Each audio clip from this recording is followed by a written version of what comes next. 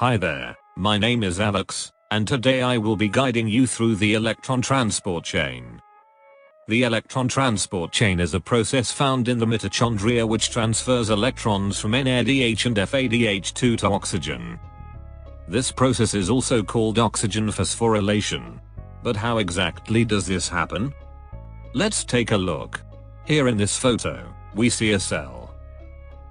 Each cell has mitochondria in it, and this is where the electron transport chain is found. We have the mitochondria. There is an outer membrane, found on the outermost part of it. As we approach the center, we pass by the intermembrane space, the inner membrane, and finally, the mitochondrial matrix. Let's take a look at what exactly the electron transport chain does. If you remember my last video, you will recall that after the citric cycle, we have NADH and FADH2 left over.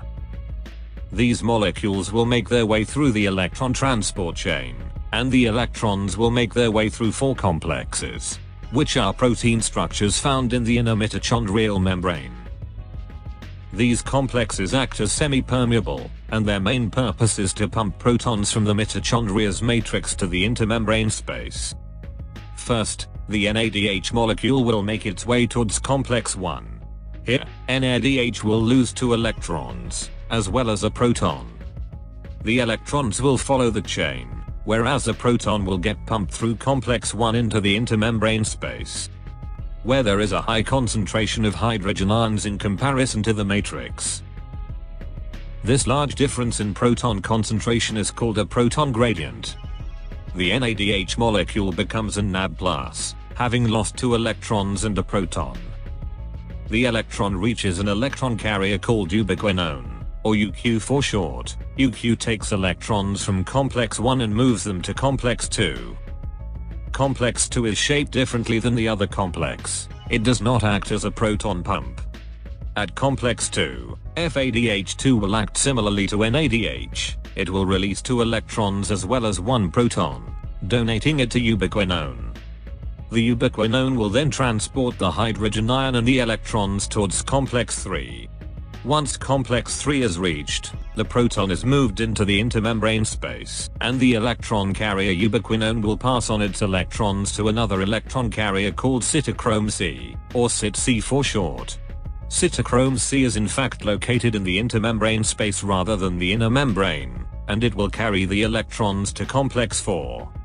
Here at complex 4, the oxygen pulls the electrons from the complex thanks to its high electronegativity, and uses hydrogen atoms found within the matrix to produce a water molecule.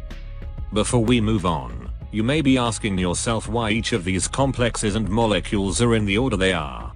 The simple explanation is electronegativity. Each complex becomes more electronegative as you go along the chain, with oxygen being more electronegative than all. It allows it to attract the electrons from the 4th complex. This is the end of the electron transport chain. However, no ATP has been produced yet. We still need to go through the process of chemiosmosis to create energy. After complex 4, there is a sort of turbine called ATP synthase.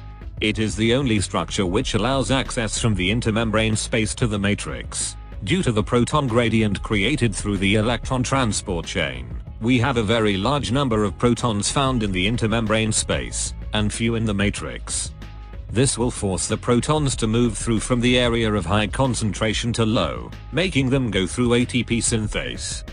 The ATP synthase is what creates the oxygen phosphorylation, as the protons are added to the ADP and pi, allowing them to form ATP, which is the necessary energy for all of humanity and life.